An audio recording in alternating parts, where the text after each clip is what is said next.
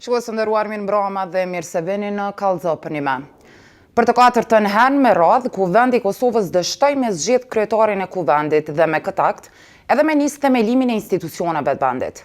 Kanë kaluar më shumë se 2 muaj prej kur zgjedhjet kanë përfunduar, ndërsa ende drejtuesit e institucioneve nuk janë zgjedhur. Këtë javë kemi ndjek me shumë shqetësim edhe informacionet për arrestimet në Kaçanik. Një grup prej 7 personash u arrestuan si të dyshuar për vrasjen e rreshterit policor Muhamet Lika, ndërsa sot 4 persona të tjerë u shoqëruan në polici pasi po hetohen nga prokuroria speciale. 2 prorë të policisë janë suspenduar, ndërsa 2 të tjerë janë transferuar për shkak të kësaj ngjarje. Ngjarjet në Kaçanik dhe ngjarjet në Kuvendin e Kosovës janë temat që kemi me i diskutu sonte me të ftuarit tanë. Rashid Çala nga PDK, Tom Gashi, avokat, Adelina Hasani, QKSS dhe Kreshnik Gashi nga Kallëzo.com. I kemi ftu edhe vetëvendosjen, edhe deputet të tjerë, parti tjera, për me qenë pjesë e këtij debati, por të njëjtit nuk kanë pranuar me qenë në këtë debat. Po du fillimisht zotëri Shalaj, për të katërtën herë, po dështon zgjedhja e kryetarit të Kuvendit, pse ky ndryshim i qëndrimeve, ç'a është të ndodhë në Kuvend? Në fakt, do të kishte qenë mirë, të kishte pas ndryshim qëndrimeve, por nuk ka. Jo e pa që është seanca e 4 ose tentativa e 4 për të zgjedhur kryetarin e Kuvendit apo kryetaren e Kuvendit. Dhe fatkeqësisht nuk kemi pasur asnjë lëvizje nga qëndrimet e partive politike. Ju e dini që e drejta për zgjedhjen e kryetarit të Kuvendit i takon në këtë rast koalicionit, e cila ka fituar më shumti ulsen në Parlamentin e Kosovës, dhe ata e kanë bërë një propozim, i cili propozim nuk është përkrahur nga partitë politike shqiptare që janë përfaqësuar në Parlamentin e Kosovës, dhe është hera e 4 që seanca po dështon. Me të vërtetë është një situatë jo e mirë. Pajtohem që qytetarët janë të shqetësuar në lidhje me mos konstruimin e Kuvendit të Kosovës, po njëkohësisht po ashtu është bërë ditur me tash nga deklaratat që i kanë dhënë liderët e partive politike, po flas në emër të Partisë Demokratike, që kandidati propozuar është një kandidat për Partinë Demokratike të Kosovës, jo i den, kandidat që nuk ka qenë asnjëherë përfaqësuesi një farë uniteti, ka qenë një kandidat që me të vërtetë ka qenë njëri ndër personat më radikal sa i përket ofendimeve dhe qëndrimeve kanë shi partive opozitare. Po çka po ndodh në prapaskenë, zotëri Çala? Ka ndonjë ftesë? Nuk është duke ndodhur asgjë, absolutisht asgjë, asnjë veprim. Ne konsiderojmë që i takon koalicionit, meqense nuk ka parti që ka fituar ulse, po është koalicioni vetëvendosje Lëvizja Guxo dhe Alternativa, që kanë 48 ulse në Parlamentin e Kosovës. Mendoj që po të ketë vullnet, zgjidhja mund të bëhet, mirë, po nuk kemi ndonjë hap konkret, nuk kemi ndonjë iniciativë, nuk kemi ndonjë ftesë, nuk kemi ndonjë reflektim, dhe prapë po e them, ju keni po, kur flasim të besimi, ne i dim që kryetari i Kuvendit nuk zgjedhet direkt nga populli, është përfaqësues dhe i zgjedhur i deputetëve që janë në Parlamentin e Kosovës, dhe aty duhet të jetë një individ, mashkull ose femën, deputet ose deputete, i cili ka parafërsisht një gjuhë afruese me gjithë deputetët aty, pavarësisht se ne kemi qëndrime të ndryshme sa i përket subjekteve politike, megjithatë ekziston një lloj mirësjellje, një farë minimumi, një kulture të komunikimit i cili i përbashkon spakun në shumë tema deputetët e partive të ndryshme. Pra e përsëris, për Partinë Demokratike të Kosovës, kandidatja zonja Alborena Xhiu, ish ministra e drejtësisë, deputetja të tanishme, nuk i plotëson kushtet që të votohet.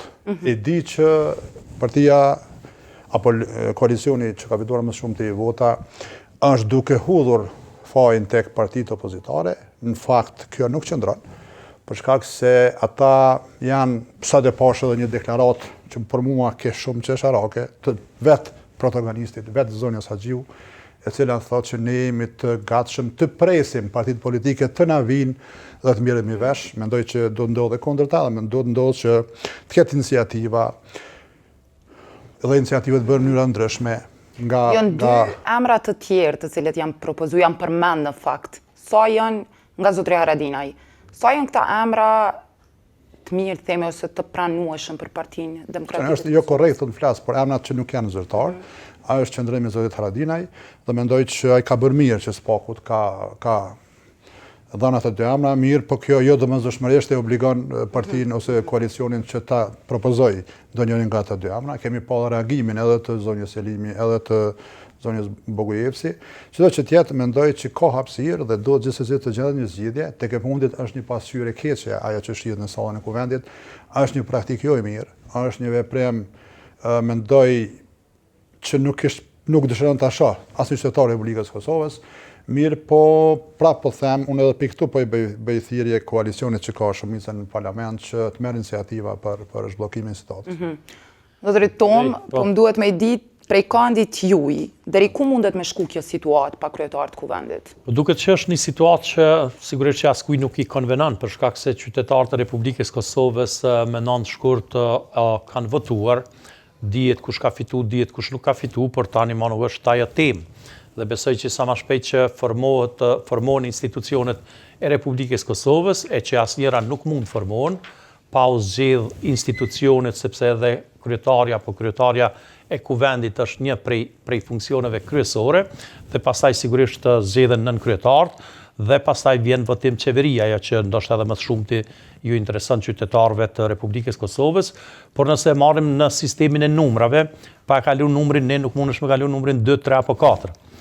Sigurisht që edhe të shkronjave, po kjo veç se është e kuptueshme, kështu që pa marrë parasysh kush ka, nëse mund të themi faj, mendoj që interesi i Kosovës është shumë më i madh se emri i kujdo që është i propozuar në këtë rast nga lëvizja vetëvendosje që i ka fituar zgjedhjet, dhe besoj që duhet të faktikisht jetë një person që prizmin tim nuk ka kurfar problemi që tjetë Albulena Haxhiu e propozuar, por nëse të tjerë të barikadohen, po të flasë për partitë politike shqiptare, definitivisht edhe pakicat kombëtare, por jo lista serbe, atëherë të duhet gjendet një konsenzus, apo të gjendet një zgjidhje cila kishte me përmbush këtë aspekt, nuk muj me thonë formal, po për me qeni kuptueshëm për ata që na shohin, që pastaj të vazhdohet me tutje.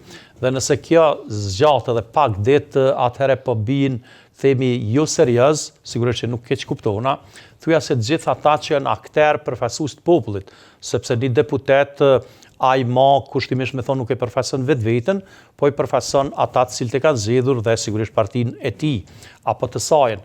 Dhe humbet besueshmëria në të gjitha institucionet nëse vazhdohet me këtë lojë të lehtëshme juridike që caktohen seancat çdo 48 orë apo çdo 2 ditë. Kjo ligjërisht mund shkojt pa kufi, po atëherë serioziteti i bjen, sa që për me qenë unë Adelini kuptueshëm, unë juve vetë ju pyeta, që ka qenë seanca e 5 apo e 4 se se dita ason, për shkak se të na humbet interesi, s'paku për veti për flas, që me pa është e 3, e 4 apo e 7 apo e 17, se sa ma tepër zgjaten këto situata, çdo 2 ditë besoj që as qytetarët e Republikës Kosovës nuk janë të interesuar, shumica prej tyre që ta dinë se çfarë po ndodh në të themi vendin më të shenjtë të shtetit tonë që është parlamenti, dhe në të ardhmen në ndoshta është taktike ndonjë partie politike që ta stërzjas këtë situatë dhe që pastaj mund të gjithë apo shumicat pajtohen që të shkohet në zgjedhje të jashtëzakonshme, dhe besoj që ndoshta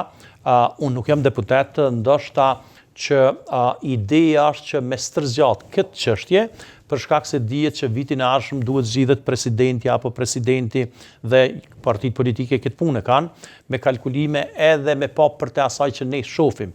Dhe mund të jenë kushte të caktuara që zoti Çale e tha që nuk ndodh kur gjën prapavi, edhe na smujna me ditë që ndodh prapavi, vetëm ajo që është publike dhe ato që dihet. Në prizmin tim besoj që partitë caktuara ndoshta duhet të japin sinjale nëse kanë një person apo një grua apo një burr të preferuar për presidente të vitit të ardhshëm, dhe ndoshta mund të jetë kjo problemi kryesor, edhe pse na nuk e shohim ashtu. Për shkak se në parlament kërkush po fol për presidenten apo presidentin e ardhshëm të vitit 2026, po folin që simas lëvizjes vetvendosje është Albulena e qelluar, do të thotë person që i përmbush gjitha kriteriumet për me qenë kryetare e parlamentit, sipas një pjesë opozitës jo, dhe mu paksa më çuditin ata që japin sinjale që mund edhe t'i bashkojnë lëvizjes vetvendosje, po tona abstenojnë. Këta që abstenojnë në parlament mu më duket që se deshta me thonë pak ma keq, po ma ke ndrysh keton që mësme përmen fjalë trana, më duket që janë paksa tinzar. Mundoha me gjetë një fjalë ma të butë, për shkak se ti je deputet, ose thuj po, ose thuj jo.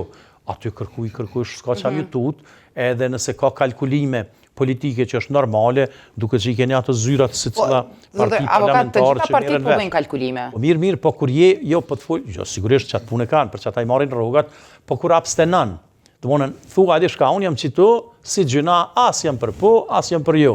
Që i bjen, po ja vlom topin juve.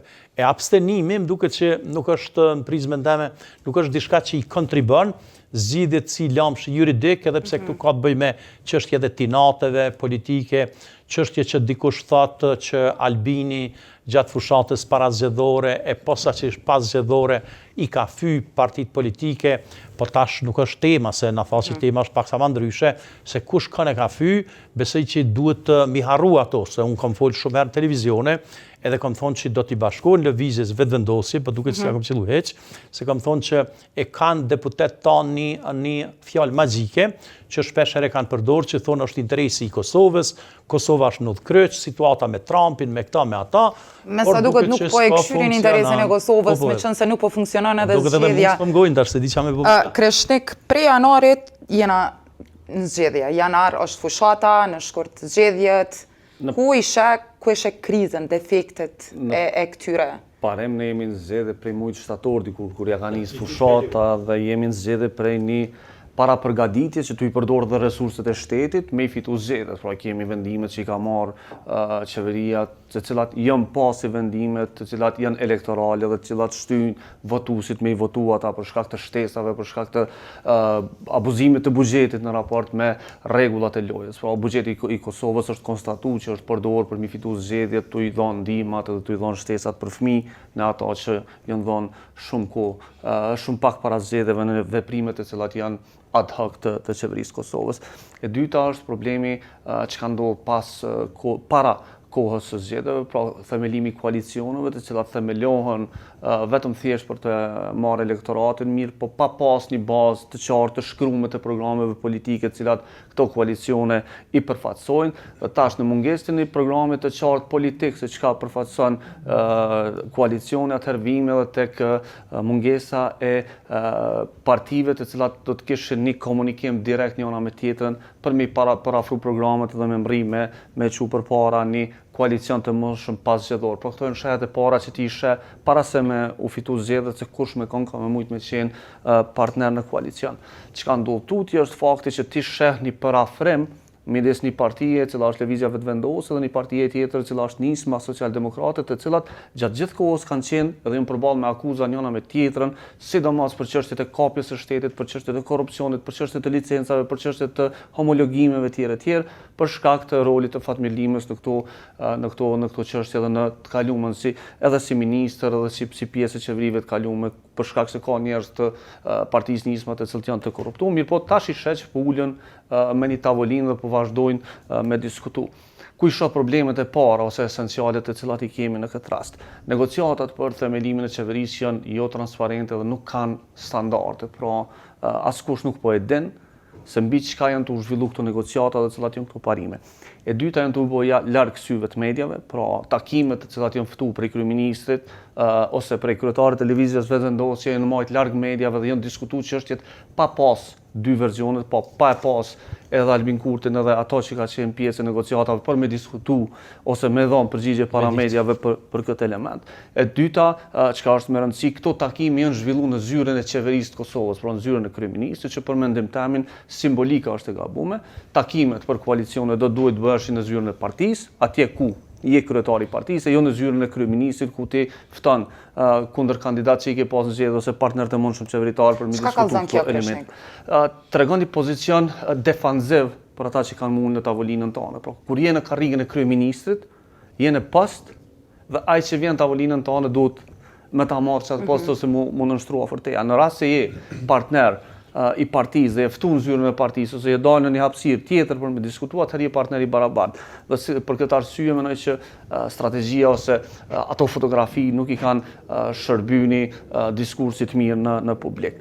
Tash çka është problemi është fakti që kërkush nuk po i din prapa vijat, prapa skenat e marrëveshjeve politike të cilat duhet me u bën këtë drejtim dhe për neve është shumë e rëndësishme e kuptu se sa është pazari i një deputeti për momentin.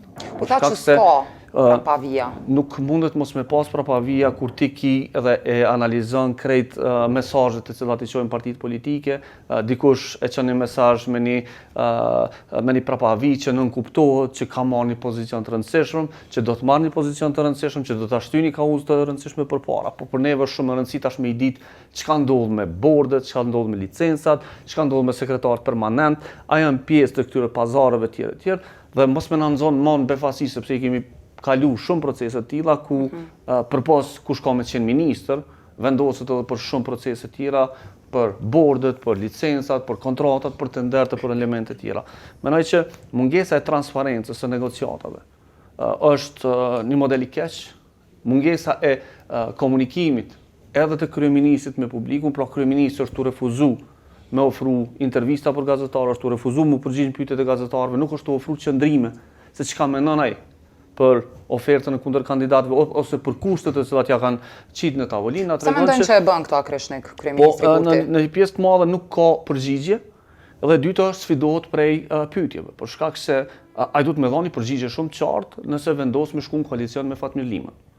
Sepse një pjesë e madhe e zgjedhjeve të tij janë fitu mbi ata çka ka përfaqësu Fatmir Lima në të kalumën e vet. Pra, është fitu zgjedhjet e kalume për shkak të homologimit, në të cilën ka pas rol në kohën kur ka qenë ministër Fatmir Lima, është fitu zgjedhjet për shkak të aeroportit, për shkak të autostradave, për shkak të këtyre akuzave, dhe tash duhet me pas një sqarim. Nuk mundet me u kalu veç tash u boj mirë veç pse është me mu, po duhet me dhënë një sqarim mbi cilat baza është vendosur. Nuk mujna me e lënë për shembull kemi tregun e naftës, në të cilën dy ish-ministra të Fatmir Limës janë të akuzuar për prokurisë speciale, dhe tash me bë koalicion me këta njerëz pa e dhënë sqarim. A e kanë pas mirë ata me tenderën e naftës apo keq? Për shkak se vetvendosja në momentin që ka ardhur në pushtet, ka tentuar me ndruat kontratë. Ka tentuar me i prish veprimet të cilat i kanë marrë njerëzit të cilët janë në hierarki të nismës shumë lart. Adelin, po më intereson prej anës juj, me ditë kemi pas shumë ankesa për gjuhën e urrëties e cila është përdor, qysh i ke pati këto edhe apo përdoren sulmet gjuha e urrëties ndaj kryesisht grave? Ndoshta para se me kalu te kjo pyetje veç kisha pas dëshirë me dhënë edhe një vlerësim të përgjithshëm në ato çka po ndodh në kuvend.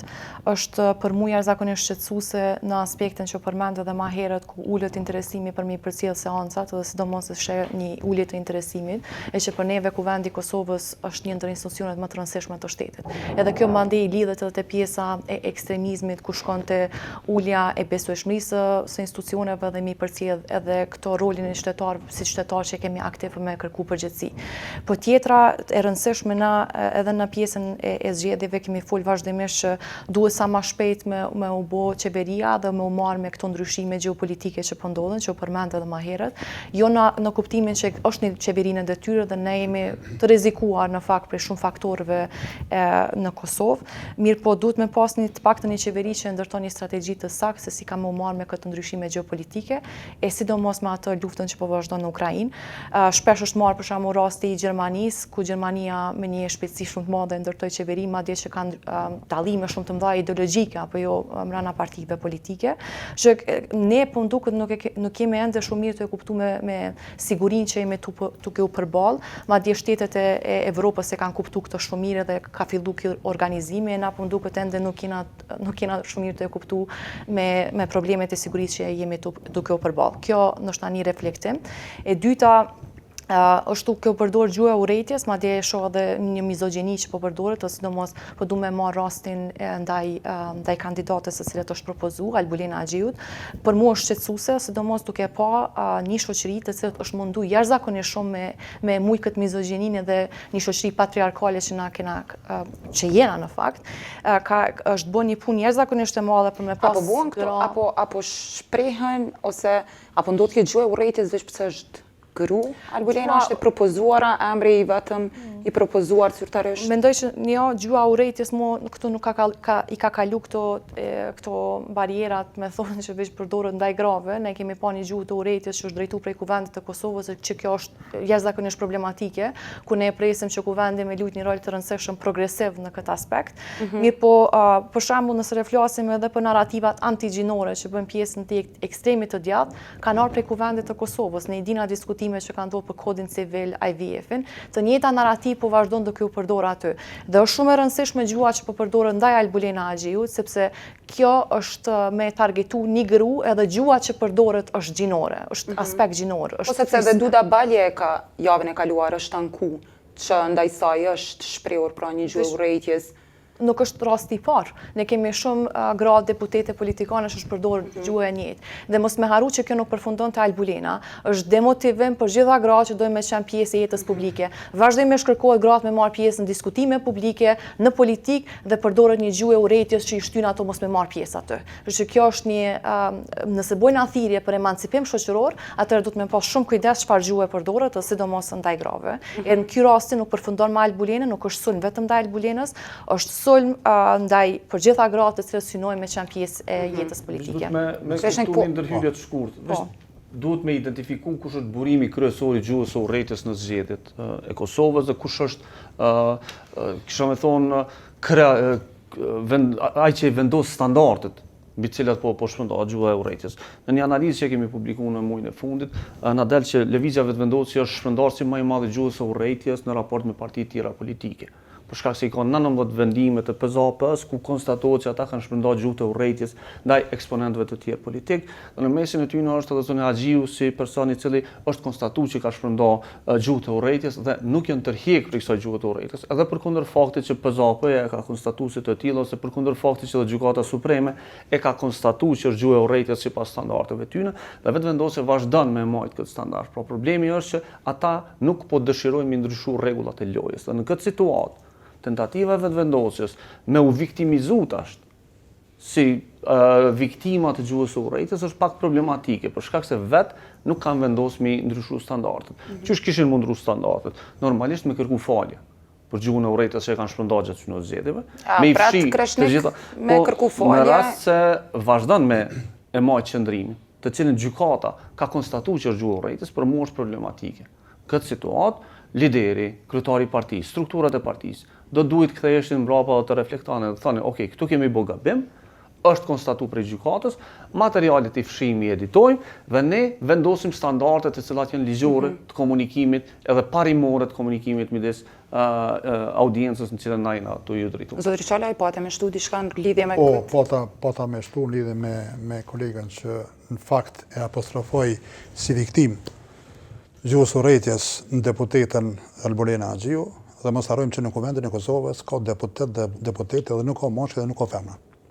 Dhe kur të hysh në politik, dhe kur të bëhesh merr post publik, e bën barën edhe të pozitës që e ke. Dhe shembulli më i keq i mundshëm në Kuvendin e Kosovës, i keq komunikimit, i thyrjes me fjalë më të ulta, më të poshtra, është pikërisht Albulena Agjiu. Klika kudo në internet. Është ajo që njerëzit ka quajtur kriminal në seancën e Kuvendit, të fillu prej kryetarit parlamentit, e gjithë kolegët që ka pas në Kuvendin e Kosovës. Edhe sa ka qenë ministre, ka fy për çdo seancë sa herë ka ardhur deputet e opozitës me tekst të veçantë deputetë e PDK-s do që kanë shërbyer në jetën kohë në legislaturat më hershme. Veç po duhet të sqaroj faktin zotri Çalaj që jo veç zonja Haxhiu. Po edhe deputetët e partive të tjera, ne kemi zonjën Ganimeti Musliu, e kemi zonjën Vlerta Deliu. Jo, nuk vi nuk dua. Janë target, po flas janë target. Janë target, po kur ti është burim i skeqës. Ajo është burim i skeqës. Më vjen keq. Më vjen shumë keq se unë spakut kur s'përdorin ndonjë fjalë fyese në Kuvendin e Kosovës. Mirë, po ku ka shembull më të keq, që një njeri që ka qenë kryeministri i vendit, që haber nuk ka në ekonomi, ekspertët e financave të quajnë hevan. Ai ish kryeministri i vendit, zotri Albin Kurti, as nxënës i shkollës fillore nuk është në krahasim me Bedri Hamzën në fushën e financave. Dhe t'ja shpjegojnë publikisht të fyj për GDP-n, se nuk e kupton Bedri Hamza apo të tjerët. Kur ti nuk je në fushën tonë fare dhe nuk ke ide për atë. Po t'i lëm këto, çka është më rëndësi?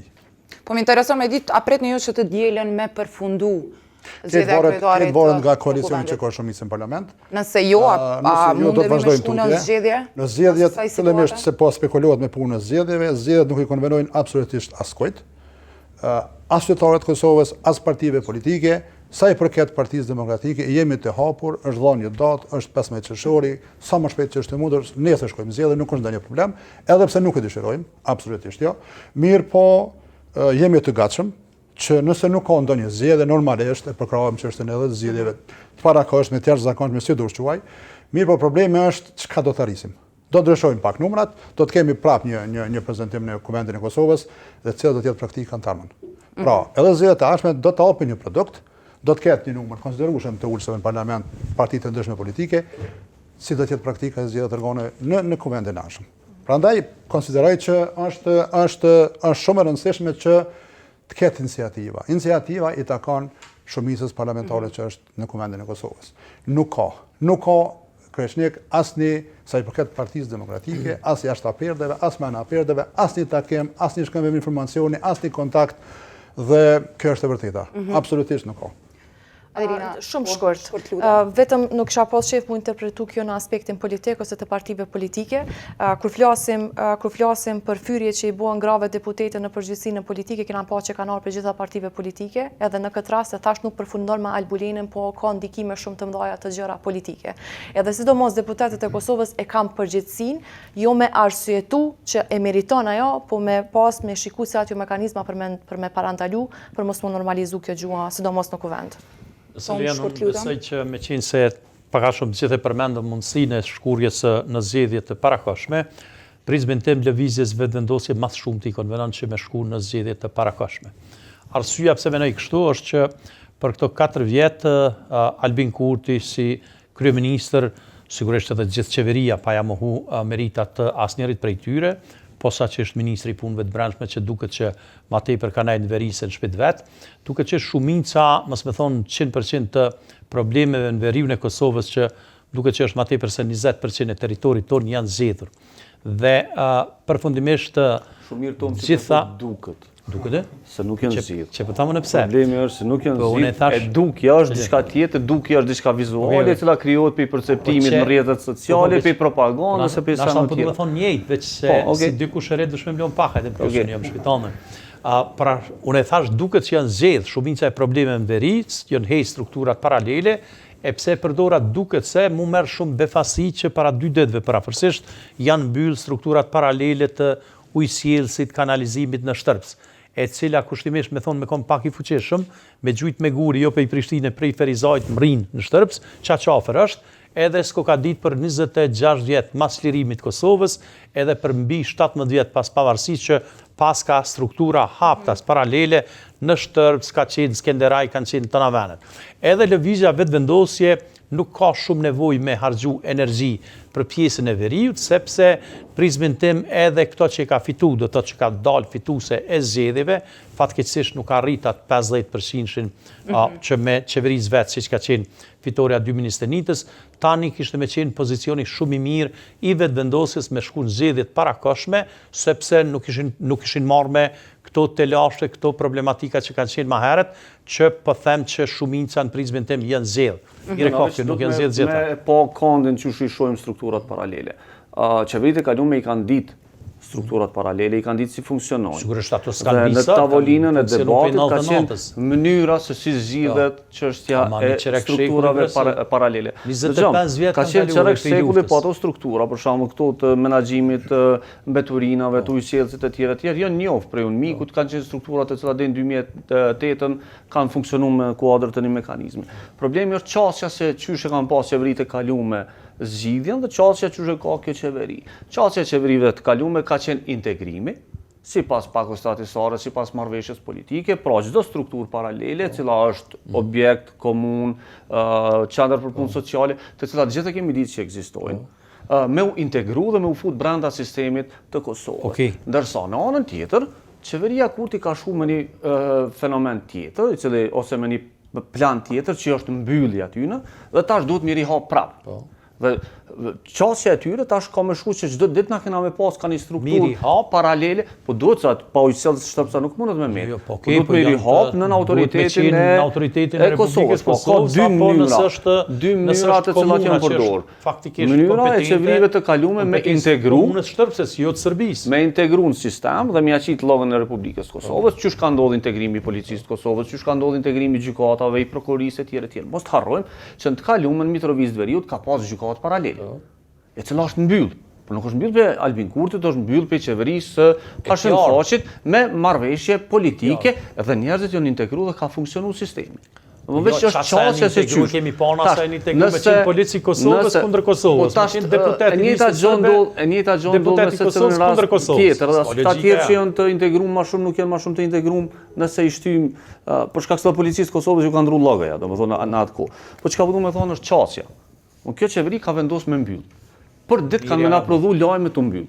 Për shkak se tash ti e ke strukturën paralele të sistemit shëndetësor. Dëgjom, po jo se duhet mu kriju prapë. O nuk krijon me vazhdohet problemi. Unë thash, po duket që është zgjidh problemi. Nashta unë isha pajtu me ty. Jo. Po unë po them që kur kaloj 25 vjet prej lirit, prej çlirimit të Kosovës, 17 vjet pas pavarësisht, do të më prit na. Tash vetëm çfarë do të pranu në tavolinë është që në 17 vjet nuk ka pas tolerim që na po dojna me proklamu. Ka pas tentativë që me një mënyrë tjetër mu zgjidh problemin. Ka mënyra tjetër veç e hekemi. Po tash jo. Ti po mënon çfarë?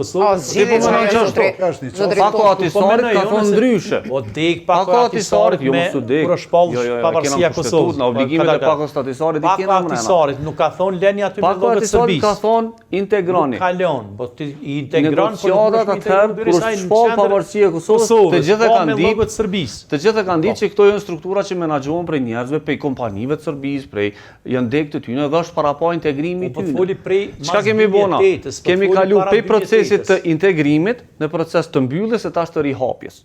A është modeli më i mirë? To kena me po. Çka është problemi këtu?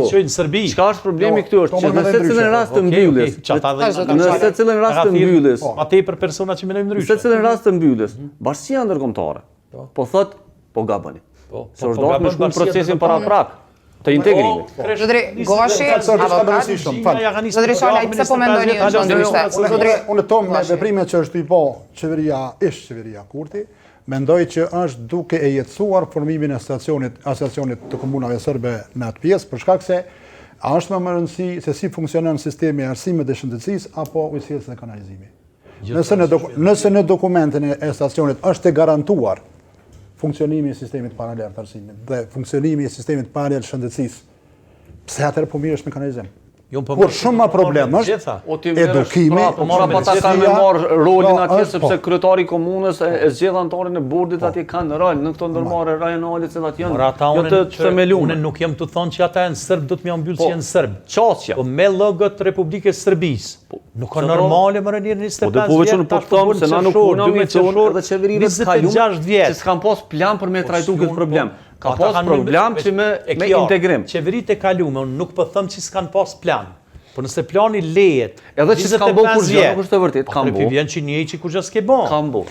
Sa i përket integrimit është punë e madhe. Integru se na nuk jena kin, as nuk jena indiç që dim ku e kem territorin tonë. Kanë bërë, se për shembull ti parter nuk e pas komunë, u kon komuna paralele, u çel komuna e Republikës Kosovës, njerëzit i marrin certifikatat me llogët e Republikës Kosovës. Në partesh, në rani llog, po të foli për struktura paralele. Zotri Goshi, Zotri Çala i shkurt për fund. Duk më tepër si Serbisë si Kosovë para Albin Kurtit. Jo. Zotri Goshi. Unë kam drejt me gabu. Unë mendoj qeveriu nuk u duk kur ma shumë si Serbia dhe si Kosovë, për shkak se kur ke hyrë në veri, në rastin e Drenicës, unë kam shku me policinë e Kosovës me mjetet blindume, që ta shkon pin kafe dhe kresh Prishtinë. Me gjitha sanet jam shku atje, shku ati. Kalzaj dhe qysha sa prej 2008, prej momentit kur është shpall pavarësia e Republikës Kosovës, veriu i Kosovës është Kosovë, dhe atje është dalë polici i Kosovës i cilit ka prit, edhe të ka thonë mirë dita, mirë se erdhë në Republikën e Kosovës. 20 vjet. Tash, në varet që shë interpretoj. 20 vjet, kere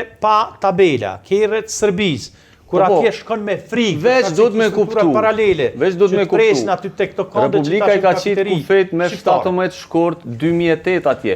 Jo në 2024. Se na e dim i po dim dhe territorin e dukja, Kosovës. kur të vesh në kufi, kur të pret polici me llogat Republikës Kosovës, o mrena ma shumë vetë Radojqiqi se krejt kryeministrat. Tash vetë Radojqiqi.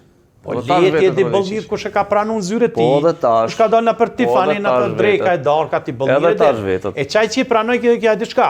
E ka pranuar edhe Hashim Thaçi që i bën në po hajtë edhe Hashim Thaçi e ka pranuar. Po dhe tash vetet Radojqiqi. Po nuk vetet Radojqiqi për kurxheheqen. Zotri avokat në Prishtinë pra.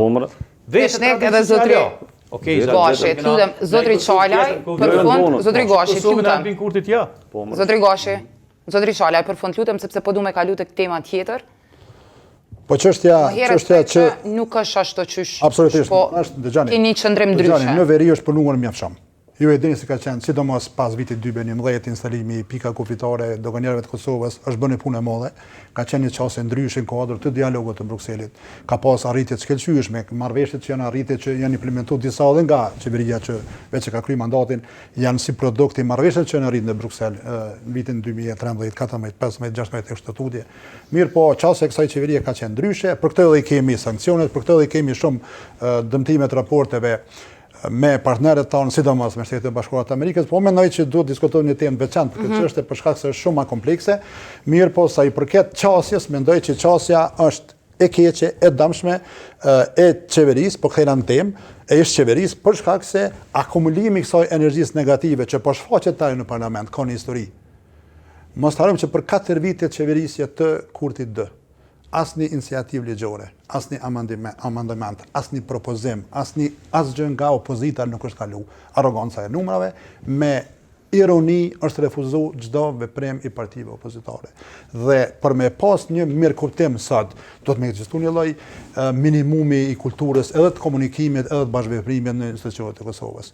Pra, çdo herë, sa herë ka dalë ish kryeministri, zoti Kurti, në foltore të kuvendit, ka kespërdor foltorin e kuvendit duke i fyr të gjithë. Pa me përjashtim të gjithë. Dhe bilim, edhe kur ka pranuar marrëveshje të dëmshme në Bruksel, siç është arrestacioni, ka thënë që fajin e ka opozita. Ju e dini që edhe për marrëveshje, edhe një harrova me thonë Krishnik, që i përket çështjes së negociata me zotin Lima dhe me Nismën. Dhe nuk është çështja a ka qenë korruptuar ajo, po duke s'ka qenë korruptuar mjaftueshëm për me qenë pjesë e qeverisë Kurti. Ku ka qeveri më të korruptuar deri më sot se sa është qeveria Kurti D. Ku ka më shumë tendera një burimor kur ka pas këtë vend. Dhe burimi i korrupsionit është tendera një burimor fatkeqësisht. Të shohim tash hetimet sepse disa prej këtyre tenderave një burimor janë duke u hetu. Po të më kalu tek një temë tjetër, e tham në nisje se fokusi ynë ka me kohën diskutimi për çështjet e sigurisë dhe zhvillimet në Kaçanek që nga fillimi i javës. Pra, po ndjekim një reportazh të shkurtër për ngjarjet pas vrasjes së rështerit policor dhe kthehemi në studio me diskutu. Të rinjtë të cilët kryejnë vepra penale sipas ligjit duhet të dërgohen në institucionet edukative që në terminologjinë popullore njihen si burgjet për të mitur. Por, një ulëm të Mikallzo.com zbuloi se këto masa nuk arritën të zbatohen tek i miturin nga Kaçaniku, i cili dyshohet se ekzekutoi policin Lika mbrëmjen e 1 prillit 2025. Sipas ligjit, kur një i mitur kryen një vepër penale, ai dërgohet në qendra edukative në të cilat vuan dënimet për veprimet e tij. Irio, i cili dyshohet se kreu vrasjen, ishte gjykuar nga gjykata Ferizajt për veprën penale të dhunimit. Në dosjen e tij figuron se në muajin nëntor të vitit 2024, Policia e Kosovës ishte urdhëruar nga gjykata që ta dërgojnë në qendrën edukative të miturin, i cili do duhej të qëndronte në këtë qendër për 2 vite me radhë. Por të dhënat nga një hetim i Inspektoratit Policor të Kosovës tregon se stacioni i policisë në Kaçanek nuk arriti që me kohë dhe sipas procedurave të zbatonte urdhëresën. Sipas këtij hetimi, një toger nga stacioni i policisë dhe një rreshtere nuk i zbatuan procedurat ligjore për ekzekutimin e vendimit të gjykatës. Si rrjedhoi, i mituri u la i lirë për 5 muaj kohë, gjatë të cilës ai dyshohet se përgatiti dhe kreu vrasjen e rreshterit Lika. Kaçaniku është njëra nga zonat e nxehta e cila u prek nga ekstremizmi religjioz. Nga ky qytet, për në zonat e luftës udhëtuan rreth 20 persona, përfshirë edhe ish komandantin e luftëtarëve të huaj në Siri, Lavdre Muhaxheri. Në dosjen hetimore për vrasjen e Rreshterit Lika, përpos personi i cili dyshohet se kreu vrasjen e që është i mitur, të dyshuar për këtë rast janë edhe 6 persona të tjerë. Në këtë qytet, institucionet lokale janë trajnuar për të zhvilluar programe të rehabilitimit dhe reintegrimit të personave që bien dash me ligjin. Në dosjen e rastit, përmenden se 6 nga 7 të dyshuarit kanë precedent penal ndërsa 3 nga ta veç ishin pjesë e trajtimit në burgje dhe institucione rehabilituese. Sipas të dhënave të gjykatës, njëri nga të pandehurit ka një marrëveshje për negocim të fajsisë për lëndim trupor. I dyshuari tjetër ka mas për trajtim institucional korrektues për 2 vite e 6 muaj, ndërsa një tjetër është i dënuar me 90 ditë burg, të cilat janë shndruar në dënim me gjobë. I dyshuari 4 që pretendohet të jetë dorasi kishte një mas ndëshkuese 2 vjeçare për trajtim në institucion korrektues. Të dhënat e prokurorisë nuk saktësojnë motivin e kryerjes së veprës penale, mirë po zbardhin se njëri nga të dyshuarit, Haki Bela, ka një akt akuzë të ngritur për nxitje të urrëties. Sipas dosjes së prokurorisë, ky person kishte vendosur një pllakat ku bëi thirrje për mosfestimin e vitit të ri. Ky mesazh ishte vlerësuar nga prokuroria si nxitje e urrëties dhe mosdurimit. Dosja ende nuk është gjykuar nga gjykata kompetente. 7 nga të arrestuarit për vrasjen e policit Lika ndodhen në paraburgim, ndërsa 2 policë të Kosovës janë suspenduar për moskryerjen e detyrave të tyre të punës, ndërsa komandanti i policisë në Kaçanik është transferuar pas kësaj ngjarje. Grupi që dyshohet se e kreu vrasjen e policit, dyshohet se kishte përgatitur një plan të detajuar për vrasjen e tij. Në gjykatë, asnjë nga ta nuk e pranoi fajsinë. Në ndërkohë, shikues të nderuar, gjatë ditës së sotme në komunën e Kaçanikut kanë zbarkuar edhe njësitet kundër terrorizmit në një operacion parandalus. Gjatë këtij operacioni janë shoqëruar në polici 4 persona, të cilët më pas janë liruar në procedurë të rregullt. Kreshnik, po më intereson me ditë nëse e dini për çka janë arrestuar këta, për çka janë shoqëruar në fakt këta persona gjatë ditës së sotme. Këta janë shoqëruar në kuadër të një hetimi tjetër, i cili nuk lidhet me hetimin për vrasjen e policit Lika, mirë po personat të cilët janë të shoqëruar kanë lidhje familjare me pjesën tjetër të njerëzve që janë të arrestuar tek polici Lika. Pra ta bëjmë të qartë, rasti nuk lidhet direkt drejt për drejt me vrasjen. Në pistën e vrasjes, mirë por duke u hetuar në pistën tjetër e cila është nxitja e veprimeve kundër kushtetuese ndaj vendit tonë ose nxitja e urrëties dhe elemente tjera, por lidhet me veprimtarinë e këtyre njerëzve që e kanë pas në rrjetet sociale me mesazhet e cilat i kanë publiku qoftë në TikTok apo qoftë në publik, pra nuk i kemi ende të qarta cilat mesazhe janë duke u hetuar saktësisht, mirë po hetimi është duke u zhvilluar prej prokurisë speciale, pra jo prej prokurisë Ferizajt, dhe tash në këtë rast është përfshi njësia e antiterrorit në një operacion që ata e kanë quajtur operacion parandalus, që nënkupton që këta njerëz janë shoqëruar deri në polici për mu marrë pyetje për arsyet se pse i kanë publikuar këto videomateriale, janë bastis shtëpitë e tyre për me mujt me pa nëse këta janë të nxitur prej dikujt për mi publiku këto mesazhe, të cilat në dukjen e parë edhe tek prokurori po edhe tek policia janë duk si mesazhe të cilat lidhen me nxitjen e urrëties ose veprimeve kundër kushtetuese, e që në këtë rast na del që mund të jenë të nxitura prej ndaj organizate terroriste e cila i shtyn këta për me bë ose dikujt i cili mundet me radikalizuar në këtë drejtim. Është operacion i cili për mendimin tim do duhet të merrej ndoshta shumë më herët, ndoshta prej nivelit bazë atje të rajonit dhe të komunitetit me u trajtu kjo problematik shumë më herët se sa me u bë vrasja e policit Lika. Pra, grupi Kreshnik, nuk është që nuk janë marrë, qoftë edhe niveli lokal, qoftë edhe niveli qendror me problematikat të tilla edhe në Kaçanik, edhe në Han Telezit, edhe në vende të tjera. Ku është problemi? Nëse analizon dosjen e policit Lika, të shaq që shteti ka dështuar në secilin hap për me trajtu situatën seriozisht dhe më marrë seriozisht me rastin. Në këtë rast, lirisht mund është me thonë që ndoshta fajtori kryesor për vrasjen e policit Lika është vetë shteti dhe vetë institucionet të cilat nuk e kanë kry punën e vetë qysh duhet dhe qysh kushtetuta dhe ligji i parashe. Pse po e tham këto?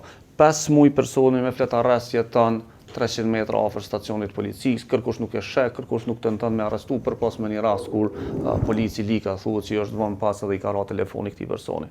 Nëse policia e Kosovës momentalisht është e kënaqur që një person i dënuar për dhunim i me jetu i lirë për 5 muaj, pa shku 300 metra afër stacionit, kjo nuk do duhet të shkonte pa ndëshku dhe pa u lyp llogari.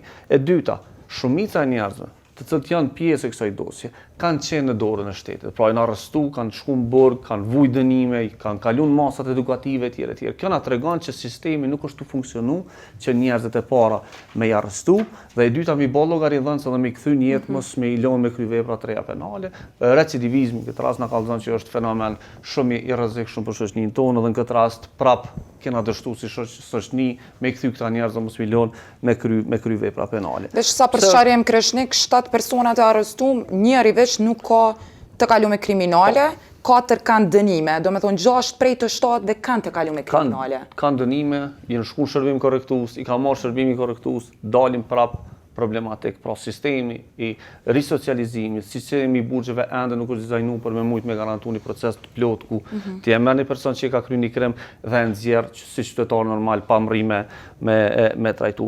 Tash problemi këtu është që në esencë, në nisjen e parë, llogaria të na gjithmonë kërkohet vetëm tek ata të cilët e kanë kryer krimin dhe jo tek ata që është dashur me parandalu dhe tek ata që është dashur me marr masa që një gjë e tillë mos më ndodh. Pra, veprimet e policisë ndaj eprorëve nesën veç kur nisi mu bë puna e madhe në media, nesën mu gjet flet arrestet, nisi mu mu kërku llogari prej policisë. Pse po e them këto? Për mu lidh me temën të cilën jena tu diskutu, gjatë këtij mandatit qeverisës kemi pas një tolerim, kisha me thonë, të strukturave komanduese të policisë që ka pak me shkel ligjin dhe mos mund të shku. Pra nuk ka marrjet gradave, nuk ka suspendime, nuk ka largime prej punës, sidomos për strukturat udhëheqëse të policisë të cilat janë kompetente për me garantu rendin publik. Na ka ndodhur në disa raste skandale, na ka ndodhur probleme të sigurisë publike, komandant e stacioneve janë lëviz, mirë po aty nuk ju kanë marrë gradat, dhe ata thjesht rrogat e veta i marrin njëjtë. Pra, këtu po flas edhe për dhunimin e 11 vjeçares, edhe për situatat ku na kanë vrarë njerëz në gratë në oborrin e QKK-s, edhe për raste të tjera. Komandantët janë lëviz për disa ditë për efekte mediale, mirë po, sistemi mbrana nuk garanton llogaridhënie për gabimet e cilat bëhen dhe për këtë arsye na jena në situatë ku na vetëm jena tu e riciklu problemin, mirë po pa i dhënë zgjidhje në këtë drejtim. Zotëri Çala, po më intereson me ditë në bazë të raportimeve, po edhe në bazë të një hetimi të inspektoratit policor ka dalë që për 5 muaj sa ka qenë urdhër arresti aktiv për të miturin, veç 2 herë kanë shku me këshyrë në shtëpi, a është i mituri aty?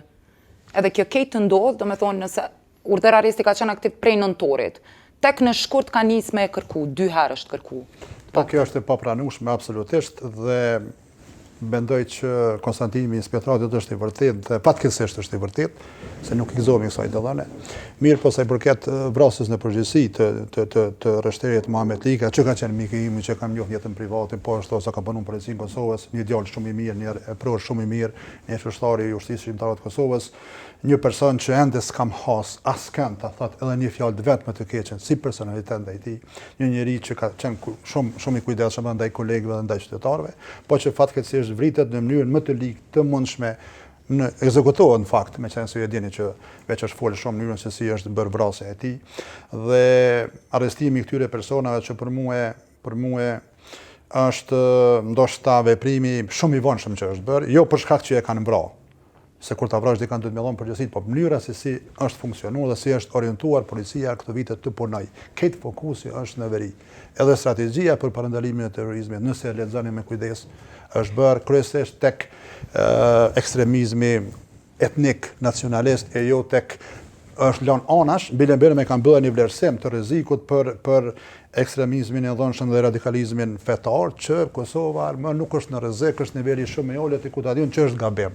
Po duhet fokusuar edhe te nacionalizmi etnik, po nuk duhet lënë anash edhe çështja e ekstremizmit dhe radikalizmit dhënshëm. A ka qenë, po më intereson me ditë pra anës tënde, zotëri Çalaj, a ka qenë radikalizuar vazhdimisht, ka qenë ku apo po radikalizohet tani me këto veprimet e fundit që po i shohim? Ndëgjoni, kjo ka një histori.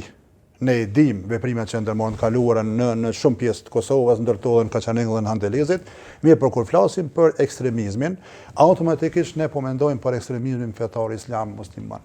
Ne duhet të sistemi, jo ne institucionet, të monitorojë çdo lloj ekstremizmi të gjitha fejve që janë prezente në Kosovë. Sa ekstremizëm të keq, krejt janë njëjtë. Ne kemi pas para disa ditë udhëhecin e kishës ortodokse serbe në Pej, bazilita shku në Mos, nuk ka orë për çefa këto, do të monitorohen çdo veprim që bëhet kudo. Dhe po ashtu çështja e sikur që Kaçaniku dhe qyteteve tjera. Po është kriju një përshtypje e gabuar për njerëz që e praktikojnë fenë. Çka ka të keq që njerëz që shkojnë në xhami, që lutën, që falen apo në kisha ku ta diun. Çka ka të keq që kur një njeri ndoshta dallon për nga veshja apo për nga dukja.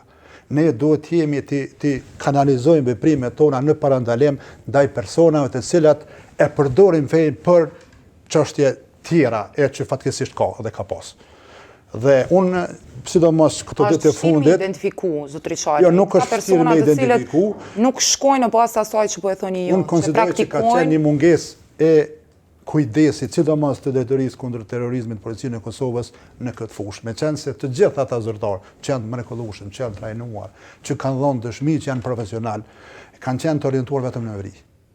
Dhe unë mendoj që është gabim. Policia e Kosovës ka sektore të ndryshme të cilët e komplementojnë njëri tjetrën edhe për veri, po edhe për çështje tjera. Nuk është dashur që të tërheqet vëmendja absolutisht dhe të veprohet tash në pëlqej aksioni sotëm. Po sa e justifikon mos veprimin deri më tani. Dhe mos harrojmë se personat që merren me dukuri të tilla nuk e veprojnë, nuk e fillojnë veprimin dje me pas rezultat sot. Po ka një histori atë. Prandaj pajtohem edhe me Krishnikën që thotë që procesi i kujdesit në përbuqjet e Kosovës është kot. Mas pari, dhe nuk po referohem kësaj qeverie, po edhe asaj përpara, është kot, është gabim i madh që koordinatori për implementimin e strategjisë kundër terrorizmit është politikan, është ministri i brendshëm. Unë mendoj që duhet të jetë një njeri profesionist i fushës. Mos harrojmë, po e marr shembull, kemi pas qeveri që ministri i brendshëm i ndru 4 ose 5 ministrë të brendshëm për 2 vjet qeverisje. Dhe ti do të më ndru pastaj edhe koordinatorin për luftë kundër terrorizmit, sa herë ndrohet edhe ministri. Dhe kjo mandej është diskutabile nëse është efektive apo jo. Fillimisht nuk ka ide. Se vjen politikan, jepe një fushë e tjetër, mendoj që është dashur dhe dohet, dhe çdo qeveri që vije pastaj, ta emëroj një përfaqësues të fushës të institucionet tona të sigurisë, më konkretisht po mendoj, që të jetë koordinator i qeverisë, i shtetit në luftë kundër terrorizmit. Mos harrojmë që është kërcënimi kryesor kudo në botë. Dhe pastaj atij të jepet fuqia institucionale që të bëj koordinimet edhe çështja tjetër. Është ngarku shumë PB-ja, ai sektori që është për parandalim, është përgjegjës për infrastrukturë kritike, është përgjegjës për rehabilitim, nuk kanë kapacitete. Mu mendoj që për parandalimin, ekstremizmit, radikalizmit, terrorizmit, duhet të shohemi në bazë, duhet të shohemi në vende rurale, duhet të kemi kapacitete të trajnuar në përkombëzjarje. Po, për ndryshe, këtë. Zotri, Tom, që shpjegohet faktit që kemi pa, vit pas viti, për shembull edhe në kohën kur e përmenda edhe në reportazhin cilin e publikuam, që ka qenë vazhdon të jetë kështu vend i nxehtë sa i përket temës së radikalizmit edhe ekstremizmit. Për shkak të rasteve që kanë. Po ç'e shpjegon faktin që ka arrestime, ka pas arrestime në fakt dhe prapë kemi një gjendje të njëjtë thuajse në Kaçanek. Na në teori me lexu libra të mira që i kanë shkruar profesor sigurisht të mirë, atëherë del që nëse dikon e dërgon në burg, ai me masa caktume edhe mundet faktikisht themi të kthehet prapë si antar i dobishëm i shoqërisë apo i shtetit. Po kjo ndodh shumë rrallë, mos më thonë që s'ndodh asnjëherë. Tu përfshi për shembull burgun që e kemi më të famshëm, që është burgu i sigurisë lartë, nëse atje ki pare, do të thotë nëse ki pare jo në burg, por nëse ki pare që vjen prej një familje apo vetje i pasun, besoj që dhe burgu i sigurisë lartë shpeshherë shndrohet si një lloj fontane dëshirash dhe është e trishtueshme kur merr informata të cilat janë të sakta, gjysmë sakta apo çfarë do të janë, që në raste të caktuara edhe vetë të burgosurve ju jepet telefonin nga gardiani. Edhe që identifikohet me emën me mbiemën, jo rrajshëm, edhe që ai daja atje bën video, çfarë dën, edhe i dërgon edhe i shkep, edhe atëherë që paramendon persona duke përfshi edhe viktima të krimit të tij apo të saj, qysh një do thotë liri kur bën publikime me video prej burgut sigurisë lartë. E me fol për Dubrav e për burgje tjera, do thotë shumicën e raste, mos më thonë se s'ka rregull që është për secilin, po persona të caktuar do thotë është një situatë që unë besoj që tepër vështirë vjen deri te risocializimi ashtu siç është e shkruar në libra. Unë mendoj që edhe metodat e marrjes në pyetje për raste të terrorizmit, për raste të themi kështu radikalizmit fetar, çfarëdo lloj religioni që është, mendoj që duhet pak a shumë mundru por nuk jam ai që jap recetë, do të thotë si mjeku çka duhet me bë. Nuk e dia janë adekuate ato metoda si të CIA-s dhe FBI-t e të tjera kur i marrin pyetje persona që rrezikojnë vetë Shtetet e Bashkuara të Amerikës. Sa dallojnë me këto të Kosovës? Që ta sqaroj një. Unë tu ardh në misionin e juaj edhe tu menu, sigurisht se temën e disha, edhe më ran mend të thotë çka më fol diçka që duket pak mëshme që s'e kam thon kurr më herët, edhe më ran mend që në një rast kisha qenë avokat edhe vet Hashim Thaçit. Do thotë kur ka qenë kryeminist. Dhe ka qenë një rast zoti Çala i mundet me ndihmu më duket 2010 parafërsisht, që ka qenë një person i cili ka tentu me hy në shtëpinë e tij, do thot ka qenë ata që i quajnë ta mekanik pajsera, do thot janë do dalta, do sanë mi hek ato shufrat e hekurta në dhomën e tij të fjetjes. Dhe ka qenë rasti i nicum, do thot rasti ka qenë i nicum për sulm ndaj familjes apo ndoshta se personalisht ndaj zotit Thaçi, dhe unë kam qenë avokat i zotit Thaçi, Hashim Thaçit, kam qenë edhe këshilltar i tij, po të njëjtën kohë edhe avokat.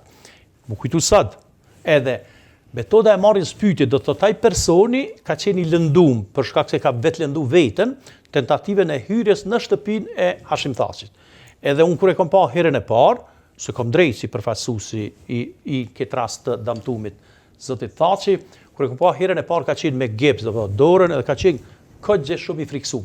Pak i përgjakur me gjak vetin sepse ka lëndu dorën, edhe ditën e nesërme është saktuar nga hetues e policisë Kosovës për më marrë në pyetje, edhe ka qenë këgjësi shumë i friksuar. Ditën e parë të nesërme në pibjen, kur hetues, këtë rast ka qenë hetuese, nizoj, Nora e ka marrë në pyetje, do të ka fillu marrja në pyetje e tij, edhe ka ora 12 që kem tash tradicionalisht si s'po ham buk herët, po mes dite ka vetë çfarë do me hangër. Edhe ai pak kështu u befasua edhe në kuptimin që tha ushqimin që keni për paraburgosur, kuptimin që ajo është ndalu për këto 48 orë, atër ka qenë 72, thot, po shka ka këtu ajden? Aja thot, jo, ka zëmë që përdëm me hangër. Edhe këj thot, valla kësha hangër një picë. Unë ka menu që përbën humor, hetusja. Tha, në regull, a do në dhe Coca-Cola? Tha, po, mirë, shkon ma pru. Si ja kanë pru fizikisht? Diri sa ja kanë pru që atë picë dhe Coca-Cola, unë ka menu që hetusja përbën humor, kuptimin që së bashkë normale, edhe me shku në restoran mi bled dikuj, i dyshuar për jo jeni tash pro apo kundër kësaj sjellje, zotëri? Unë jam kundër kësaj sjelljes. Edhe qatë moment që ja ka pru picën dhe ja ka qitë që shto, ai e ka ndru qasjen krejt. Do thot ka nis me bo humor me policin, e lema me dhe të tjerë, do thot me hetus, sepse pa që kjo punë s'ko ka kur gjë heq. Edhe një herë, për thëmë Adelin. Ditën e para friksu shumë, se e ka marrë vesh ku ka tentu me hy, në shtëpinë e kryeministit Hashim Thaçi. Ditën e dytë, si ja kanë pru picën, do thot me ole pa ole, edhe Coca-Cola fizikisht, a e ka ndru qasjen edhe një sin shpit vetë, kuptimin që ka njës me bo humor edhe me ata. Që ka pa që metodat e intervistimit nuk janë absolutisht adekuate heq. Po kjo është çështje eksperta, veç të një minutë. E tash, sa i përket radikalizimit, besoj që duhet me qenë ekspert saktum, po jo me kësifar pralla e din që na ja bojmë kushtet e mira, ja bojmë këta, ja bojmë ata, sepse këta e bojnë specialistat. Po, diçka shka vlen që e thash në Shtetet e Bashkuara të Amerikës, apo në Francë, apo në Gjermani, në vendet zhvillume, apo në Suedi, sepse ma herët e kom një si prallë, që nëse dikush për shembull në Suedi para luftave në Jugosllavi, nëse vjedh diçka në besshërbim, nuk e kanë dënu heq, ushqim nëse vjedh. Kanë konsideruar që mund me kon një lloj smundje, se ke mujt me marrë, edhe pa problem, veç mund. Po çka mundemi me bot tash do t'rregosh me këtë. Ato metodat që janë në vende tjera, besoj që nuk janë adekuate me vendin ton, sepse te na jem pak ma tegër, veç kur e gjejmë pak ma bot. Kur e shohim që nuk po bëj ka bashkë ashtu, edhe na nalmi. Për shkak se tash nëse i merr, unë sa e kam pa, që nëse na themi që jemi 2 milion qytetarë të Republikës Kosovës, po mendoj për shqiptar. Edhe nëse ti sheh sa kanë qenë lufta në lufta në Siri e në Afganistan, kudo që kanë shku në emër të ISIS-it, e që e thatë edhe vetë që një pjesë e liderëve të atyre grupeve terroriste vinë nga vendet caktuara ku fatkesisht është vra policion, atëre i bje që dishkan nuk po shkon me policin tonë edhe me institucionet tona. Për me folë si profesor, mas mirë jo me thonë, a dishka kanë problem pak edhe profesorat, kanë problem arsimtarët. Unë besoj që dijen gjithë policia, ata që janë adekuat, e din që njerëzët të bojnë muhabete të trishtueshme, i indoktrinojnë fëmijët, edhe fëmijët e vetë i indoktrinojnë, do të thotë indoktrinimi i fëmijëve të vegjël. Për mua e më rrezikshme se bomba atomike, sepse zotëri Goshi be marrim eksplodon.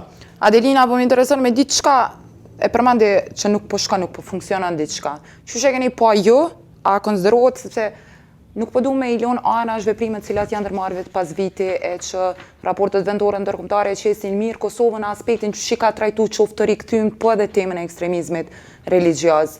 Po kemi veprime të tilla ende, ka celula të tilla. Qysh është zhdu terrorizmi apo e kemi ende mes vete? Unë përpajtona me ato që u tha fillimisht, sidomos viteve të fundit ka pas vëmendje më të vogël të ekstremizmi fetar dhe më shumë na fokusu të ekstremizmi etnonacionalist. Që po ideja. Po veç kjo e shohim edhe një trend në fakt që ndodhet edhe në Evropë. Na punojna me projekte të ndryshme evropiane dhe shohim që është një trend në rritje të etnonacionalizmit, të cilët në fakt ka qenë pjesë e studimit në Kosovë, na përballëm me një rrezik të tillë. Mendoj që arsyeja kryesore është që në vitet e kaluara sidomos për shkak që ka ndodhur një luftë në Siri dhe në Irak, ka pas luftëtarë që kanë shkuar atje me luftu, edhe po duam të përmend këtu që institucionet e sigurisë së vendit kanë qenë jashtëzakonisht kanë treguar sukses në arrestimin e tyre, ka qenë piku në vitin 2014, edhe mos me harru këtu që Departamenti i Shtetit Amerikan po ashtu ka ndihmuar jashtëzakonisht shumë që i ka dhënë ekspertizë që shmi trajtu këta persona të rikthym sidomos edhe për rehabilitimin e tyre. Dhe ka dhe raste të suksesshme, treguohet dikon prej raporteve, madje edhe prej raporteve të Birnit, ku diko 40% të personave që janë deradikalizu. Mirë po në anën tjetër, problemi është që, për shembull, shërbimi korrektus ka shumë trajnime të mbrëmshme që bëhen aty për me mujt me i reintegru në shoqëni. Tash problemi i shtëmve trajnimeve është që këto trajnimet janë vullnetare, nuk është që dikush mundet me shty për me marr pjesë në këto trajnime. Tash ka mbetë në vullnetin e tyre me marr pjesë apo jo. Edhe na çka shohim edhe prej raporteve, po madje edhe prej shumë intervistave që kemi bënë brenda në shërbimin korrektus, është që personat kanë mbetë radikalizuar, kanë mbetë me një farë forme lojal ndaj asaj ideologjie. Është problemi më i madh që shohën në Kosovë është që këta persona kur kthehen në shoqëri vazhdojmë i ushqyq ato ide. Dhe na nuk kena mekanizma qoftë ato financiare për me mujt me vazhdu, qoftë me i monitoru nëse ekziston, ose me bë mbështetje financiare për me mujt me reintegru këta persona. Që kjo është problemi kryesor, mirë po nëse kthehena te ana tjetër sociale, po e përmend edhe një herë, ne nuk kemi diskutuar shumë për aspektin fetar të radikalizmit fetar, edhe kjo është që ka ndryshuar formë. Nëse para disa viteve kemi pa që këta kanë qenë shumë publikisht, kanë dhënë deklarata publike që kanë mujt mu targetu për institucioneve të sigurisë, tani kanë ndryshuar formë. Është jetohet shumë në jetën private, nuk dalin publikisht sepse friksohen, mandej edhe pash aty që një person është marrë nga prokuroria vetëm se e ka bërë një shkrim në që është dënu për nxitjet e urrejtjes për shkak të një shkrimi që ka ngrit akt akuzë. Akt akuzë, pra këto janë format pastaj që kjo mundet me nxit po ashtu urrejtjen anës tjetër, mundet me irritu edhe pjesën tjetër që mundet më shumë u radikalizu. Format që kanë qenë rekomandimet për te institucioneve të sigurisë që miren me çështjet ekstremit fetar, duhet me pasë nivele të tjera shoqërore që miren me këtë aspekt, qoftë qështria civile ose edhe vetë institucionet arsimore. Duhet me pasë një qasje holistike dhe na po e shohim që tash nuk po du me lidh me ekstremin fetar, mi po ka një lloj konservatorizmi në shoqërinë tonë. Na me hulumtime që kemi bërë disa intervista në terren, e shoh që sidomos të rinjët ka një kthimi më shumë të aspekti fetar. Nuk po e lidhim me radikalizmin që këta persona do e mos radikalizohen, mirë po nëse ne nuk ofrojna shërbime më të fuqishme shtetërore, atëherë këto grupe këta të rinje, sidomos, mundën me qenë target i grupeve ekstremiste. Edhe sidomos duke e përdor këtë neverin, çka neve na tregojnë studime të shumta, e tregojnë këtë padrejtësinë sociale, padrejtësinë ekonomike, edhe sidomos në zonat rurale, po du me përmend edhe në diskutime të tjera që i kom pas, për mu mbetet vish një fenomen që është, sidomos në zonat rurale, jo me stigmatizu, po çka bojnë fëmijët pas shkollës? Sidomos që na e dina që rrjetet sociale përdoren jashtëzakonisht shumë prej grupeve për me mujt me i targetu, sidomos të rinjët, çka bojnë fëmijët pas shkollës. Nuk ka asnjë aktivitet të cilën mundën mu angazhu fëmijët, kulturor, sportiv ose vetë të komunitetit. Edhe bojnë target i grupeve të ndryshme, prap s'po du me e lidh, po janë aktive në zonat rurale prap këto institucionet fetare, le të themi, janë shumë më aktive. Për mu mbetë është shqetësuese nëse fillojna më shumë me i besu institucioneve fetare se sa institucioneve shtetërore. Prap s'po du me lidh me ekstremizëm, po duhet besim me pas për institucione për një shoqëri më demokratike. Kreshnik, Duke pas parasysh faktin që dhe Kaqani Kuhani e Lezit kanë qenë të prekura më herët, po kemi edhe rastet të tjera që janë raportu edhe në komunat të tjera që më herët nuk kanë qenë fare target, ose nuk kanë pas njerëz që kanë udhëtu drejt zonave të konfliktit, po tash kanë raste të hapura e që lidhen me aspektin me motive vetare. Elementi i parë që duhet më konstatuar që ky problem nuk është veç i Kaqanikut. Pra, njëjtë si Kaqanik e kim fushë Kosovë, njëjtë si Kaqanik e kim Prishtinë, për shkak se sinjalet, aktet që janë kry edhe prej fushë Kosovës e për Prishtinës brenda janë përafërsisht të njëjta, pra janë sulmu gazetarët, janë sulmu ka pas plane me sulmu institucionet edhe elemente tjera, pra. Çka duhet me konstatu këtu?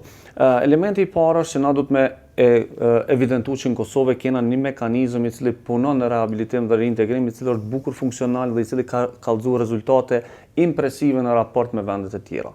Pra, prej 168 njerëzve që kanë qenë në burgjet e Kosovës, vetëm njëri prej tyre ka kryer vepër 3 penale që lidhet me terrorizmin, të tjerët nuk janë përfshirë në vepra të reja penale dhe vazhdojnë jetën e vet normalisht. Që neve na tregon që kemi një rezultat në procesin në procesin e rehabilitimit dhe reintegrimit. Po çka kemi problem? Problemi e kemi në parandalim.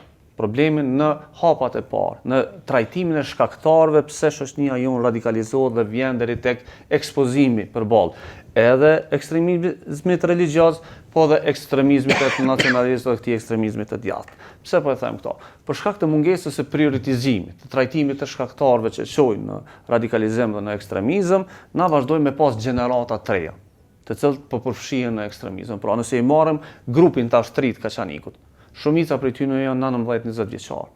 Këta tregohet që këta indoktrinimi nuk e kanë nisë në vitin 2000, me kurse, me elemente tjera, po indoktrinimi tyre ka nisë dikun pas operacioneve të vitit 2014. Dhe cenushmëria e tyre është pas kësaj kohe. Pse po e them këto tash? Problemet janë zinxhirore. Për shkak të mungesës së një qasje strategjike shtetërore ose një investimi strategjik shtetëror që mi parandalu faktorët të çojnë në radikalizëm, na kemi problemet e cilat na derivojnë në kriminalitet dhe në përdorim të kësaj mënyre. Pse? Për momentin nuk kemi qendra për punë sociale funksionale në komunat tona. Pse na ndodh kjo? Për shkak se qeveria e Kosovës nuk jep financa të mjaftueshme për me themelu kujdesin social në komuna. Pra, imagjinoni në Prishtinë 26 punëtor social për dikon 500.000 banor ose një punëtor social kujdeset për 26.000 banor që është në asnjë standard, në asnjë vend botës nuk mundet mu toleru. Pra, një punëtor social maksimumi do ta kishte në 3.000. Dhe qeveria e Kosovës e din këtë punë. 26.000 si një qytet. Qeveria e Kosovës e din këtë punë dhe qeveria e Kosovës nuk ka marrë hapa për me e trajtu këtë problem. E kemi sistemin tjetër, mungesën e psikologëve dhe trajtimit psikiatrik ose të problemeve të shëndetit mendor në vendin tonë. Pra jemi një vend i cili enda nuk kemi garantu trajtim të problemeve mendore të cilat njerëzit i kanë. Këtu nuk po flas për çmendurim, po flas për situatat e depresionit, krizave tjera, të cilat nuk garantohet si problem. Sistemi edukativ arsimor. Prap kalojmë në një problem tjetër ku ti e sheh që asnjë reformë normale nuk është implementuar në sistemin tonë, e cila e trajton këtë problematikë dhe e cila mrin me i nal ekspozimin e gjeneratave të rive tonë përballë ideve radikale ose ekstremistëve të cilat duhet me bë. Dhe kjo është një vend ose një ambient shumë i qartë ose shumë i lehtë për me radikalizuar shoqërinë. Në rast se nuk i qendra të mira për punë sociale, nuk i psikolog, nuk i psikiatra, nuk i sistem edukativ të mirë, radikalizues të kanë shumë lehtë me ta radikalizuar shoqërinë. Sidomos në situatën ku familja tash për momentin nuk mundet të pasi një lloj ombrelle ndaj këtij problemi dhe duhet me pas parasysh që një nga gabimeve kryesore që jena të e bosh fajsimi i familjeve. Mirë, po familjet janë nuk kanë asnjë masë që ata mujnë me trajtu. Tash, çka kemi bë? Ka pas iniciativa. Ka njerëz shumë të gatshëm që po dojnë me punu këtë problematikë. Po injorimi, i cili vjen prej mekanizmave vendimbarës, sidomos në qeveri, është i madh. Pra, institucionet, njerëzit në nivelet më të larta vazhdojnë mos me pranu problemin. Momentin që nuk pranohet problemi, nuk ka financa, nuk ka zgjidhje, nuk ka trajtim profesional. Pa mundet kjo çështje me u trajtu nëse ka një injorim, siç po e përmend ti Kreshnik, prej anës së qeverisë në nivelin lokal. Po tash imagjinoni shumica e aktiviteteve të cilat bëhen në këtë fushë në vendin tonë janë të financuar prej donatorëve. Pra ende nuk kemi një fond normal i cili kish me garantu trajtim profesional të kësaj problematike dhe duhet me e konstatu këtë problem dhe duhet me vazhdu të paktën shteti jonë me me kriju një balans. Pse po e thëm një balans? Sepse investimi për me radikalizu shoqërinë është shumë i madh. Fondet janë shumë mëdha. Njerëzit e cilët janë të punu çdo ditë që fëmijët tonë mu radikalizu, me hyn këto rrugë këqija, me u nda edhe prej fesë, me kalu me një fe tjetër. Po flas jo një fe tjetër, po brenda islamit në një fe tjetër. Me njek jo imamin tradicional që e ka njek baba, e nana, e gjyshja e tjerë, po me njek një imam i cili vjen qoftë prej Maqedonisë, qoftë prej zonave tjera, është shumë i madh. Ka qenë ai Skenderaj. Jo, është investim i hatashëm. Këta njerëz kanë produksione, këta njerëz kanë rrjete sociale, këta njerëz kanë kamera të mira, kanë muzikë të mirë, kanë parë. Kreshnik, në fund, sepse po du me marrë edhe nga një mendim të fundit, çka duhet saktësisht me bo institucionet për me trajtu, mos me lon anash këtë temë, sepse po e shohim problematik, ekziston mes nesh. Mos mu injoru në hapat e parë, pra, nëse e ke të shpërfaq si sinjal në hapat e parë me nis trajtimin me njëherë dhe jo me lon punën mu bëhe madhe. Fatkeqësisht, problemi është të na shpërfaq në shumicën e komunave të Kosovës. Gjithkund ki me zgjidhje që në hap, imam të cilët nuk i nështrohen autoriteteve të bikut dhe cilët janë të proklamu rrymë tjetër të islamit. Imam të cilët në rrjetet sociale dalin dhe promovojnë dhunën si zgjidhje të problemeve. Imam të cilët edhe në media dalin dhe promovojnë dhunën si mjet të zgjidhjes. Dhe në anën tjetër, nuk i ki të promovum imamët të cilët do duhet ta deklaronin paqen si zgjidhje, zgjidhjen e problemeve të e përdor mirësjelljen, vlerat e tjera të islamit të cilat promovojnë tolerancën e tjera. Pra, këta që janë të promovu dhunën e kanë hapësirën për momentin. Dhe në rast se nuk mrina me nal, prap kena me vazhdu me pas radikalizim edhe dhunë. Nëse lejan mu ndërlidh me Shkurt të lutem, avokat. Dy fjalë. Nëse ata që e tha dhe besoj që është super e vërtet, sepse na njohemi për shembull familje që kanë persona radikal, që i radikalizojnë edhe fëmijët e vet, do të thotë në vende qoftë Ferizaj apo Prishtinë apo diku tjetër, po problemin brenda familjeve kanë që mos të marrin vesh kojshit, se na shpeshherë jetën tonë jetojmë për të tjerë, jo për vetveten, edhe nëse qeveria jon, kuptimin qeveria sigurisht Ministria e Punëve të Brendshme apo kushdo që është kompetent, nëse i fshehin numrat për me dalë para bashkësisë ndërkombëtare, që na apeshe kena parandalu, edhe nëse para një kohë kemi pas, po themi kushtimisht, 20 grupe radikale, çfarëdo emërtime që janë që lidhet religioni, e tani i kemi 1, 2, 3, e ata e dinë që mujnë me qenë 25, është gabim fatal, për shkak se Zoti Qala e tha me të drejtë që qeveria Kurti 2, energjinë kryesore të kështu me në dhone, e ka harxhuar në veri.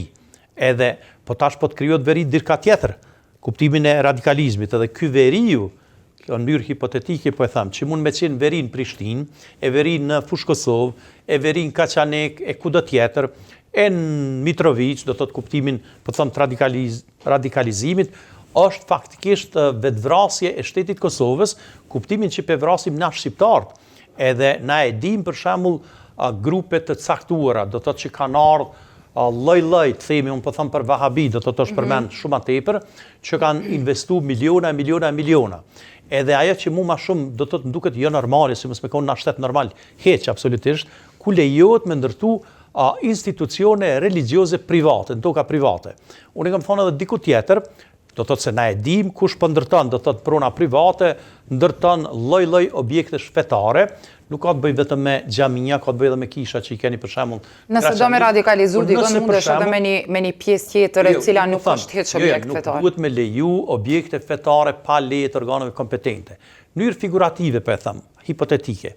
Nëse un kam pak lek, unë nuk muj sigurisht në katunin tem, apo në Prishtinë, se i kam dhetari, me fillu me marru një kish. Edhe me thonë, okej, unë jam Tom Gashi, paret i kam, mjeshtrit i kam, pe marroj një kish katolike. Sepse duhet komuna më ndalume, unë, zotënia apliko për leje, nëse ta japom lejen, okej, që si shdash ma dhonë. Ka pas raste kur kanë tentu me marru, po komuna ka kërku me u rënu. E kanë rënu, ka duke dhe së dikun ka 5-60 metra nalta, dhe të ne ka marrë tika me vazhdu. është tem kjo që edhe kjo duhet me u diskutu gjatë, zotri Qalaj.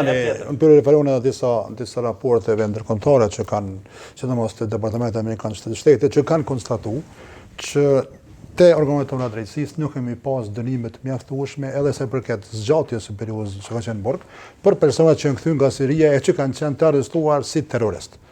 Jo familjarët e tyre, po personat që kanë qenë 4 për shembull 2019 kur i kemi kthy, 2 nga ata kanë qenë në burg tek ne. Mirë po, Periudha për të një ndënuar ka qenë 1 vjet, 2 vjet. Para mendo si ka mundësi një person që është dokumentu, që kanë qenë pjesë e grupave terroriste në Syri, që është arrestuar atje dhe e kemi kthy dhe e kemi burgosto me u dënuar për 2 vjet. Dhe pastaj është edhe lirimi para kohe. Për shkak sjelljes mirë, nuk ka terrorist që sillet mirë, ai do të marrë dënimin maksimal, po foli për njerëz që dëshmohet. Pastaj veç zoti Çala e kemi vetëm një rast kur është liru me kusht tjetër, po ka pas tentativë në sistemit mi liru dhe është intervenu për mos me leju. Dhe çka është më e rëndësishmja? Unë mendoj që kur le çalojmë si shoqëri, kur po them si shoqëri, të përfshin gjitha institucionet, është çështja e monitorimit të njerëzve pas burg, pas vojtjes dënimit, liri. Çka bëhet me ta? A do të vazhdojnë të sinë qytetar normal, apo gjatë rrugës do të devijojnë, dhe këtë nuk e bëjnë. Dhe unë çka mendoj, me qenë se u apostrofua Kaçaniku, Hone Elezit, që kanë qenë vitin e 2013-2014, me vërtet gjendja ketë, po që sot është shumë më mirë, po që s'do me thonë që s'ekziston ndonjë rast, po çka mendoj është që duhet t'i fuqizojmë ekipet të cilat duhet punojnë në nivel lokal, kryetari i komunës, biku, partnerët janë këshillet lokale për veprim bashkësia në ekipet që veprojnë në kuadër të komunal, që varet prej kryetarit të komunës sa i formojnë apo jo, që është gabim, se janë të obliguar me legj. Mirë po, nuk duhet me pa bashkësinë islame si një institucion i jashtë sistemit. Bashkësia islame është një bashkësi e cila është pjesë e këtij sistemi, është institucion dhe shkollimi, arsimi, biko, priftërin duhet të jetë një ekip. Po du me përfundu me këto që Bashkësia Islame e Kosovës sot i ka udhëzu imamët për me mbajt një ligjërat për këtë temë, edhe pse nuk dihet nëse kjo është zgjidhja që do duhemi u proklamu, po ka që kemi... Para 1 prillit. Përfundoj zotëri Çala sepse kemi... Nuk mjafton arsyetimi për institucionet e Kosovës me majtë konferencën e portirat Prishtinës. Këtë çështje. Ajo kur parandalon kur gjë. Nuk parandalon. Shikues të nderuar, ne kaq kishim kohë për sonte. Fundjava ka me vazhdu me diskutimet për kuvendin, ndërsa ne kemi me vazhdu me raportu edhe për situatën në kuvend, por edhe për situatën e cila mund të dalë pas aksioneve të fundit, pra që u raportuan edhe në Kaçanik. Keni kujdes nga mesazhet të cilat i nxorëm, sepse në këtë debat kallëzum qysh dhuna në internet dhe radikalizmi munden me qenë fatale, andaj rreni sa më larg atyne që bojnë thirrje për dhunë. Vazhdoni me na shkruajt në kallzo.com dhe deri në emisionin e radhës mirëmbëjtje.